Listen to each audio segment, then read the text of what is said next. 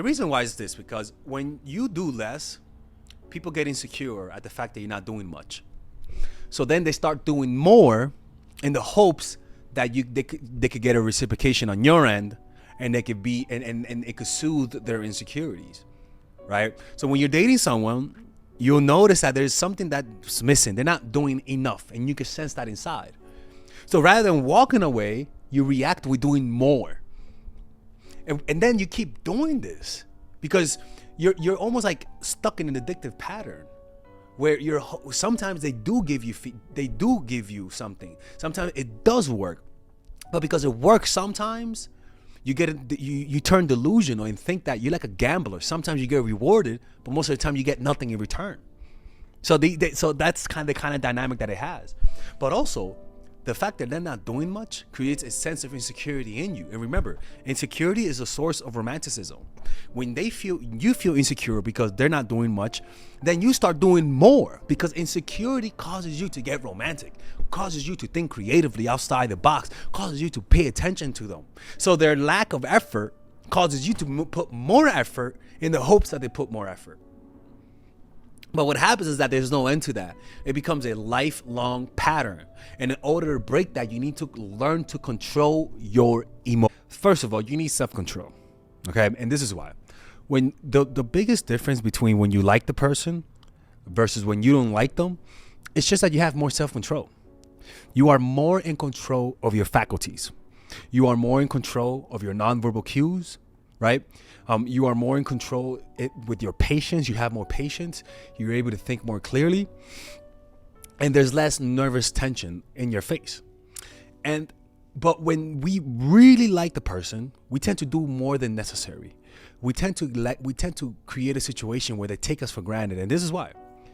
Is that when you like someone, you are bound to you are under the control of intense emotions. And if you don't have any self-control, you're not going to notice how you behave differently. You're not going to notice how you're giving them the creepy psycho looks, and you think you're looking at them like this, but in reality, you look at them like that, right? And the way you text, everything about you is fundamentally different, but you cannot tell the difference. Just like a crackhead can't tell that he's acting like a crackhead. You know what I'm saying? He thinks he's talking to you like this, when in reality he's talking to you like this, like that. And that disconnection from reality tends to push people away. But also, it's also the aloofness, right? When you don't try that much, usually there's an aloofness that you give out. You give an air of aloofness. When you don't try too much, when you don't try to make something happen, I'm telling you, it comes across as an aloofness and above all, a detachment, right? That can be perceived from their point of view as intriguing, as mysterious, as alluring, sparking curiosity and desire for their attention, right? Additionally, their ability to remain composed, even when you cancel, even when you pull away, and the ability for them to remain unaffected by you, by your pulling away, or by you in general, may be interpreted as strength and control. Qualities that some people might find attractive. Even the fact some people, when you don't like them, even the fact that you forget things about them, maybe you forget their names, maybe you forget their birthday, maybe whatever you forget, they don't see that as them not, like, as you being an asshole. They see that as them not being enough. In other words, there's nothing you could do wrong. Okay? And let's just say you date that same person, right?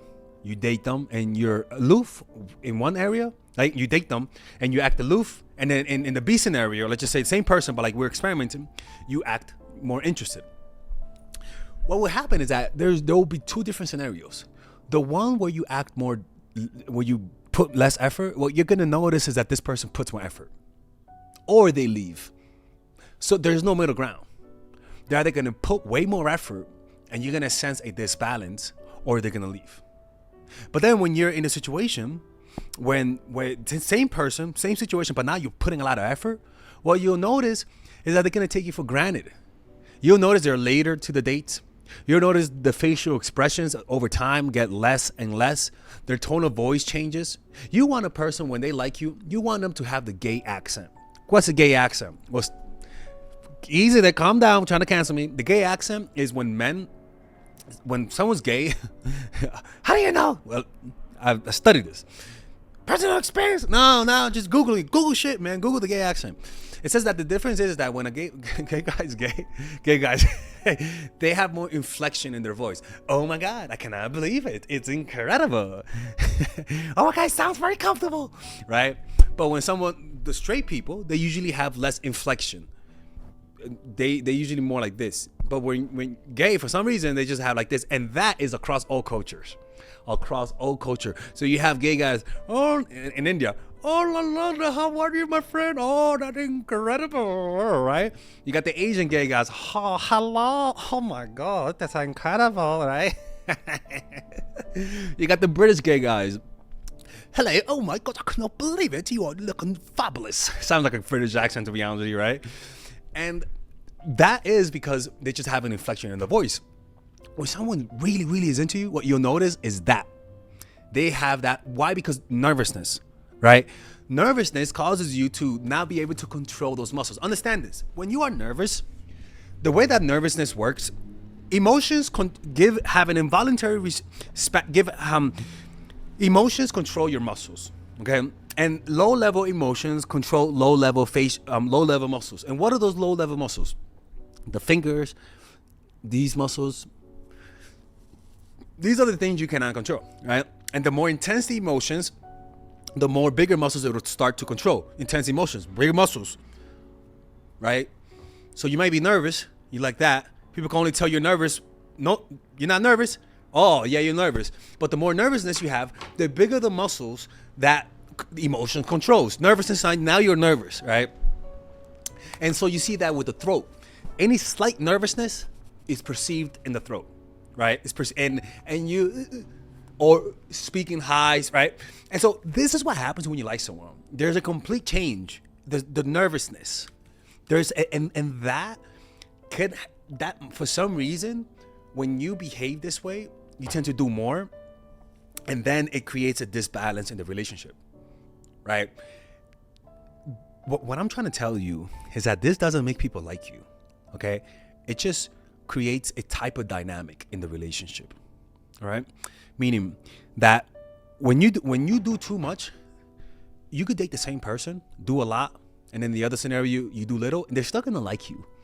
The difference will be just that dynamics, where you're the one putting more effort. You're the one always pursuing. You're the one feeling like you're the one that won, and they're the one feeling like they did you a favor. By the way, people, if you guys want to become unforgettable to the person that you're dating, you're dating someone and you want to be unforgettable, work with me one-on-one. There you'll be able to get a one-on-one session, 30-minute session, 45-minute session, 1 hour session, 5-minute session. And there you'll be able to talk to me directly, give me your opinion about your problem, and I'll teach you how to improve your relationship. I'll tell you whether what you're doing is right or wrong.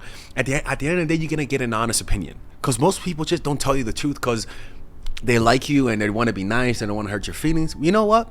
The good thing, Father Alex, it's not here to make you happy. It's here to tell you the truth, okay?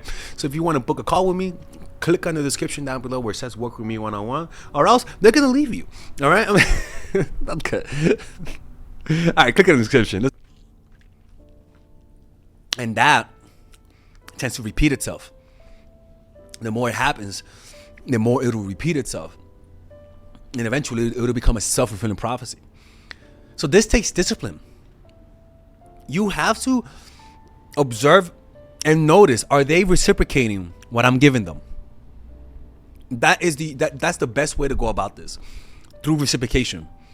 And if you don't know how to do that, well then learn how to mirror people. Mirroring people, especially if you're the one that goes overboard too much, too often, mirroring people is your solution. Honestly, just mirror people. If you're the one that starts too fast, mirror people.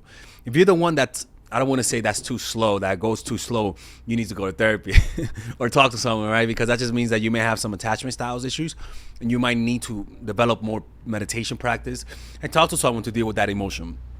But generally speaking, if you're the one that's always needy and always like 5 steps ahead. You gotta mirror people, man. And this is why you don't mirror people. It's because you're using your relationships as a way to deal with your emotions. You're using these relationships as a way to self-soothe. So the real purpose of this relationship isn't to connect with them, but to use them as a vessel, as a self-object, a way to deal with your emotions. And that, people can sense that. Some people take advantage of it. Some people resent that. It's never good to do that. The only time when it's good to do that is when you sensed, is you start slowly and you sensing reciprocation. You get help from them, and then they come to you as well. But the problem is that a lot of people just forget about the part of reciprocation. You need reciprocation, or else you're just going to create a type of dynamic that the person will not want to be around you because it's just too needy. It's too much of a burden for them. You know what I'm saying? And you could be the greatest person. You know how you say, oh, they just stop doing crack, they'll be perfect. There's a lot of people that say, yo, if this bitch just leaves me, sorry. If this girl just leaves me alone a little bit, she'll be perfect. People, it's always better to say less than necessary. It's always better to do less than what you have to do. Let them complain that you don't do enough and then do the rest. Don't be the type of person that they complain that you do too much. That's not the problem that we're asking for. Just learn to do less. And if they want you to do more, they're gonna tell you. This is not a manipulation. This is giving people space, you know? And a lot of people won't like what I'm saying because in reality, they're just in a relationship to deal with their emotions. There's nothing wrong with that. But that you gotta sense people. When you're really sad and depressed, you tend to ignore the signals people are sending you. It's like when you're dating a girl, for example, as a guy, and you know she doesn't want to talk to you, but because you're so desperate to talk to her, because you like her so much, you don't care the feedback. You know she's looking around and she's looking around, she doesn't want to talk to you, and you notice it that she doesn't want to talk to you, but you're hoping that you're wrong. And so a lot of people, they're just in a one-way relationship where they don't even give a fuck about the feedback you give. Why? It's not because they don't sense your feedback, but because accepting your feedback means I gotta let go of this fantasy of mine. Learn to be happy with reality. Accept life as it is. You know, whatever it is, accept it as though you have chosen it. Right? Once you do that, I swear to you, there's going to be a looseness to your personality. You may not notice the difference because when true change happens, you don't notice it. When you really change from within, you don't notice it. There's a lack of self-awareness. When you really improve as a person, you don't notice it. You really don't. You just think everything's the same. You just feel happier. You just feel more at peace. But you don't notice that you're behaving differently. That's how you know it really happened. Because you didn't know before you were a needy, creepy person. So when that does change, the only thing that you'll notice is your feeling. Because what really changes when you give creepazoid energy is the nonverbal cues, the things that you have no control over. So focus on finding happiness from within, developing a meditation practice. It'll lower those creepy nonverbal cues. You will stop feeling the need to do too much once you fulfill your own needs through a meditation practice or practice loving kindness meditation that will develop self-love.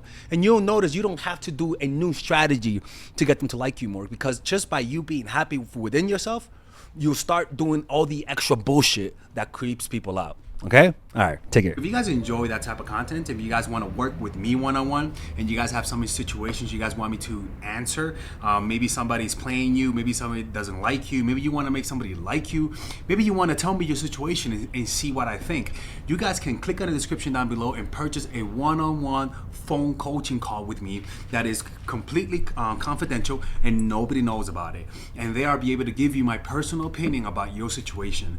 And at the end of the day, when you work with me, you're gonna get answers. All right, the point is that you're not gonna waste your time. If you guys want to do that, click on the description down below. Those are the one-on-one private confidential phone calls. And if you guys